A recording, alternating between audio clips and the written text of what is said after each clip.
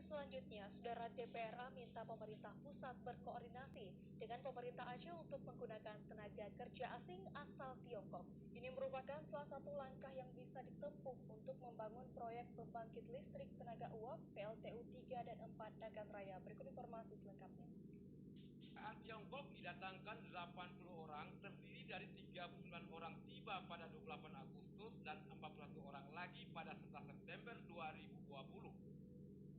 Anggota DPRA Fuadri kepada TVRI di Banda Aceh mengatakan, untuk menggunakan tenaga kerja asing TKA Tiongkok, pemerintah pusat harus mengacu dengan Undang-Undang Nomor 11 2006 tentang pemerintahan